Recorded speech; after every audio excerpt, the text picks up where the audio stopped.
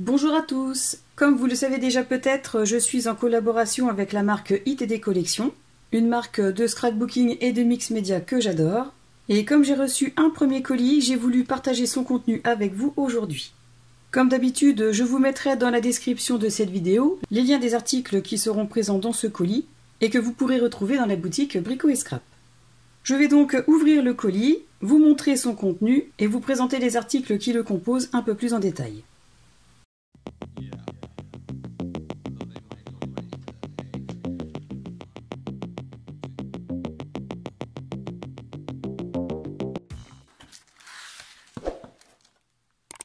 Voici de quoi se compose ce colis. Tout d'abord, il y a une petite pochette avec des articles que je vais vous montrer après. Ensuite, il y a deux blocs de la collection Mysterious Creature que j'avais déjà reçu à sa sortie. Ensuite, j'ai reçu deux blocs de la collection Inspired by Klimt en 30 sur 30 cm. Deux blocs de leur dernière collection Lost in the Fairy Tale. Il me tarde vraiment de la découvrir parce que je ne l'ai pas encore eue. Et enfin, deux blocs en 30 sur 30 cm de la collection Black & Color, qui est une collection de fonds qui peut s'associer avec l'une des dernières collections et que j'ai reçue dans un précédent colis. Je vais vous montrer tout ça un peu plus en détail. Pour commencer, voici ce qui était présent dans ce sachet. Il y a plusieurs enveloppes de différentes couleurs. Donc il y en a en noir, en bleu marine, en rouge et en gris foncé. Alors, ce sont des enveloppes qui mesurent 15,5 sur 15,5 cm. Donc idéal pour y glisser des cartes qui sont hors format. Alors la qualité elle est vraiment très bien, le papier est assez épais. Ce sont vraiment des enveloppes de très bonne qualité. Ensuite, j'ai reçu une feuille de riz avec de jolis motifs de fleurs. Et je découvre tout un ensemble d'échantillons de papier. Je vais vous montrer ça tout de suite. J'ai reçu plusieurs petites boules de Noël en papier et embossées. C'est vraiment très sympa. Et avec le petit nœud, ça nous donne une idée de comment les décorer. J'ai reçu aussi cet échantillon sur lequel a été déposé du foil. J'ai reçu aussi un échantillon en papier argenté. Alors, il est argenté des deux côtés. J'ai reçu plusieurs échantillons de papier calque. Ils sont tous de la même couleur, donc en mauve, et déjà perforés. Donc à voir comment les utiliser. J'ai aussi reçu plusieurs échantillons de cardstock miroir de couleur argentée. Un échantillon d'un papier texturé sur un seul côté. Et je me demande, vu l'épaisseur, s'il n'est pas autocollant. Non. J'ai reçu aussi plusieurs échantillons d'un papier assez épais et granuleux. Donc à voir aussi comment les utiliser. Un autre échantillon dont le papier a été entièrement recouvert de foil. Un autre échantillon d'un autre papier. Plusieurs éléments qui sont déjà préparés pour faire des cartes. C'est vraiment très sympa. Et pour finir, ce papier calque sur lequel a été déposé du foil aussi. Donc j'imagine avec un stylo chauffant adapté à cet usage. Voilà pour les échantillons divers de papier. J'ai aussi reçu des petits échantillons de personnages de Noël, de printemps et de fleurs. Donc ce sont des échantillons de feuilles de riz qui vont m'être très utiles pour faire de petites décorations home déco. Ensuite, cette première feuille provient de la collection Herbarium. On y retrouve des fleurs dessinées, le même genre d'illustration que l'on pouvait trouver dans les encyclopédies. Ensuite, une seconde feuille qui provient de la collection Tropical Dreams, qui est composée de plusieurs petites cartes. très jolie. Celle-ci qui provient de la collection Route 66. Et cette dernière qui provient aussi de la collection Herbarium.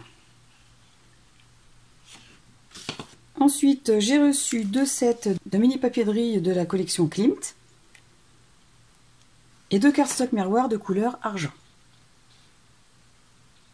Maintenant que je vous ai montré le contenu de ce colis, je vais vous montrer les articles un peu plus en détail.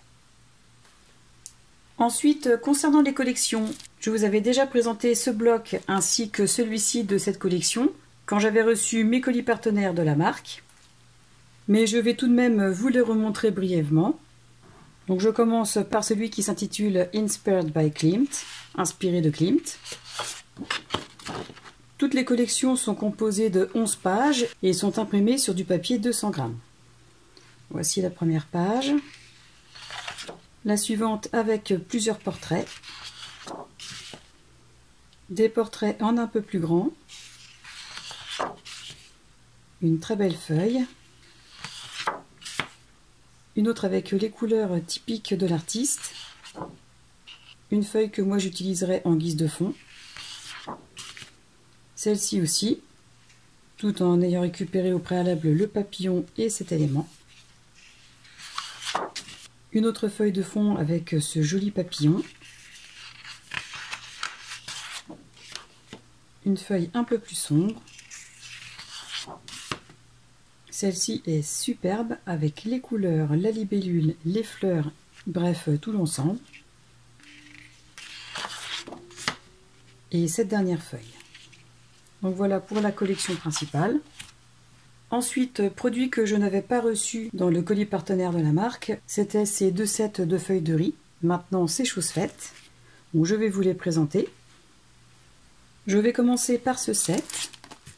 Il s'agit donc d'un set de 6 feuilles de papier de riz de 14,8 cm sur 14,8 et qui reprend les portraits de femmes de certaines œuvres de l'artiste. Donc voici pour la première. La deuxième, celle-ci que je trouve très jolie.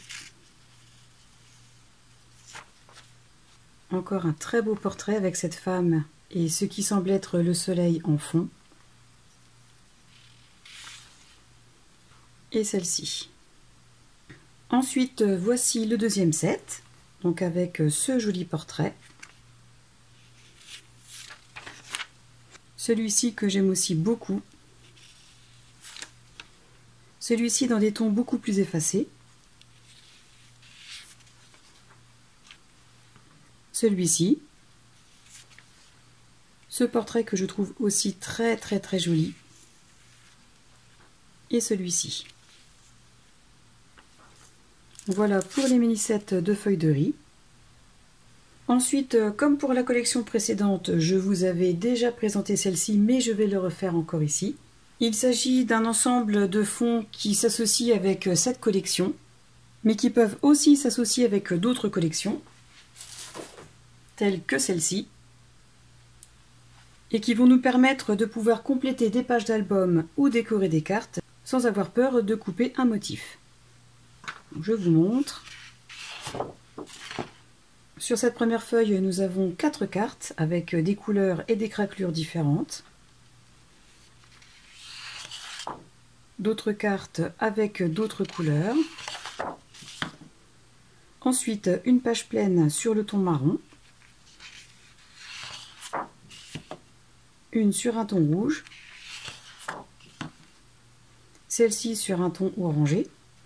Et je ne l'avais pas remarqué précédemment, mais il y a des silhouettes que je pense être des oiseaux. Donc c'est très sympa. On a presque l'impression qu'ici c'est la mer avec l'horizon ici et que le restant de la feuille est un ciel embrasé. Très joli. Une feuille dans les tons gris. Une autre dans les tons ocre. Dans les tons bleus. Dans les tons verts, une autre mélangée entre le bleu et le gris de pen, et une verte. Donc voilà pour cette collection de fonds. Ensuite, j'avais déjà reçu la collection complète avec les papiers de riz et les sets de papier pour Mix Media de cette collection, qui en français signifie créature mystérieuse, mais je vais malgré tout la présenter à nouveau brièvement. Alors comme les autres collections, elle se compose de 11 feuilles imprimées sur une seule face en 200 grammes, et elle concerne toutes les créatures légendaires, mythiques et surnaturelles. Donc c'est une collection que j'adore particulièrement et je n'ai toujours pas eu le temps de réaliser un album avec, mais je compte vraiment m'y mettre pour 2025. Voici la première page, avec la Dame du Lac et des licornes, une feuille sur les phénix,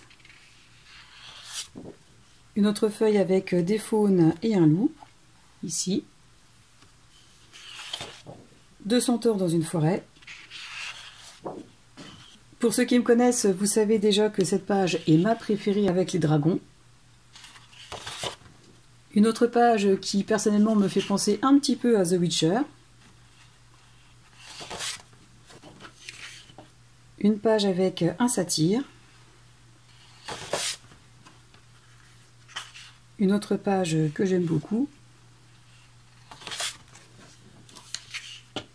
Une autre page qui peut s'associer à la précédente. Une page avec les loups-garous et la pleine lune. Et une dernière page avec un vampire. Voilà pour le bloc de la collection Mysterious Creature. Et si vous avez envie de voir la présentation complète avec tous les articles qui composent cette collection, je vous invite à cliquer sur le petit i en haut à droite pour avoir accès au lien de la présentation complète. Et enfin, pour en finir avec ce colis, je vais vous montrer la dernière collection qui s'appelle Lost in the Fairy Tale, qui signifie perdu dans un conte de fées, et dans laquelle sont repris tous les contes de fées que nous connaissons, et d'une façon dont ITD Collection connaît bien le secret. Je vais la découvrir avec vous, j'avoue que j'avais envie de la feuilleter avant de la filmer, mais je ne l'ai pas fait. Comme toute leur collection, elle est composée de 11 feuilles, et nous allons découvrir ensemble la première. Il s'agit de très jolies cartes monochromes qui reprennent les contes de fées présents dans cette collection. Et celle-ci attire mon attention car elle me fait penser à The Crow, un film que j'avais adoré à l'époque. Celle-ci me fait penser à La Belle et à la Bête. Et comme d'habitude, en bas de chaque page, on y trouve des mots qui sont écrits en anglais mais qui peuvent malgré tout servir. Ensuite, la deuxième page. Il s'agit de cartes de deux formats différents. Un premier format de cartes standard et deux autres cartes en format 15 sur 15 cm qui eux aussi reprennent des contes de fées, mais alors là les correspondances ne me viennent pas. Une troisième page avec 4 cartes de 15 sur 15 cm, des cartes qui sont aussi en monochrome, d'autres cartes de tailles différentes aussi, avec une première qui doit certainement mesurer 20 sur 20 cm, et 5 autres qui doivent mesurer 9 sur 9 cm. Je vais vérifier ça tout de suite. Donc voilà, la plus grande carte mesure à peu près 20 cm. Et les petites mesurent 10 cm sur 10 cm. Et donc ici, on reconnaît Alice au Pays des Merveilles. Et si je ne me trompe pas, peut-être que celle-ci aussi, avec ce qui me semble être le château de la Reine de Cœur. Et ce portail appartiendrait éventuellement à celui du Pays des Merveilles, mais c'est à voir. En tout cas, j'aime beaucoup cette page. Waouh, alors celle-ci, elle me parle vraiment. Vous savez que j'ai une adoration avec les portes et les arbres. Et cette première image me parle tout de suite. Là, on est complètement au début de l'histoire d'Alice au Pays des Merveilles. Avec ces deux cartes, on y trouve l'opposition entre les anges et les démons. Celle-ci est vraiment très jolie. Le château plus ou moins suspendu, j'adore aussi. Le chevalier qui combat un dragon. Et cette image qui représente, alors je ne sais plus quel est le héros, mais qui combat aussi un dragon, qui ici est représenté en serpent géant. Et si je retrouve le nom de ce héros, je vous mets le nom ici. Très très très jolie page. Et ce qui est bien, c'est qu'avec les formats en 20 sur 20 cm, il est possible aussi de réaliser des petits albums. Alors là, bien évidemment, sur cette page, je reconnais très facilement La Belle au bois dormant, Cendrillon et peut-être Blanche-Neige. Ah, c'est vraiment une très jolie page. Et au fur et à mesure des pages, je ne sais pas si vous vous en êtes rendu compte, mais les couleurs apparaissent petit à petit. Donc je trouve vraiment ça super joli. Ensuite, sur la page suivante, nous avons le petit chaperon rouge. Réponse avec sa belle et grande chevelure, la princesse et la grenouille, et un château lugubre dont je n'ai pas la référence. Donc si vous l'avez, surtout n'hésitez pas, hein, dites-le moi. Et encore une fois, les images en bas à droite sont de plus en plus colorées et je trouve vraiment le principe très intéressant. Le petit chaperon rouge aussi a sa cape colorée. Et bien celle-ci est vraiment super belle aussi. La petite sirène avec le bateau du prince, un joli fond marin, très belle. Ici on reconnaît la princesse au petit pois, dans son lit qui contient des dizaines de matelas. Ici je ne saurais pas dire. Cette carte me fait penser à la petite fille aux allumettes. Cette carte est très jolie aussi.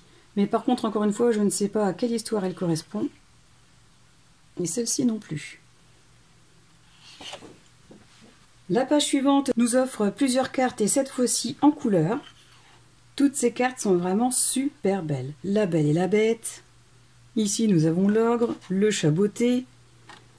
Très joli. Ah, j'aime beaucoup et je pense qu'il y a vraiment de quoi faire avec cette collection. Pour les personnes qui adorent les contes de fées mais qui ne sont pas dessinés de façon enfantine, là franchement il y a de quoi faire. Très intéressant. La page suivante nous offre aussi d'autres cartes, dont une grande en 20 sur 20 cm. Et là encore une fois je n'ai pas toutes les références là comme ça en voyant les images. À part peut-être celle-ci qui est l'histoire du Nutcracker qui tombe amoureux d'une ballerine. Ici, très certainement, le vilain petit canard. Quant aux autres, je ne sais pas. Et enfin, sur cette dernière page, on retrouve plusieurs petites cartes qui reprennent la plupart de celles qui sont dans la collection. Des cartes qui mesurent 6 cm sur 6 cm. Donc là, encore une fois, il est possible de créer des embellissements, des décorations d'albums ou de cartes, de réaliser des ATC, bref, une multitude de possibilités avec ce genre de petites cartes. Voilà pour cette collection ainsi que la présentation des articles qui composaient ce colis. Alors vous allez me dire qu'effectivement tout ceci va encore me rajouter du travail, mais à cela j'ai envie de vous répondre que la passion est plus forte que tout et que même si ça me prend un peu de temps, c'est certain que je vais finir par travailler toutes les collections que je reçois. Comme d'habitude, si vous avez des questions, n'hésitez pas à me les poser, je vous répondrai avec plaisir. Ou même si tout simplement vous voulez donner votre avis concernant ces articles, n'hésitez pas à laisser un commentaire. Pensez aussi à cliquer sur le pouce vers le haut si vous avez aimé, à vous abonner à ma chaîne pour ceux qui ne l'ont pas encore fait et qui aimeraient me soutenir, et à la partager. En attendant la prochaine vidéo ou le prochain tuto, je vous souhaite à tous de passer une excellente journée et je vous dis à très bientôt. Au revoir!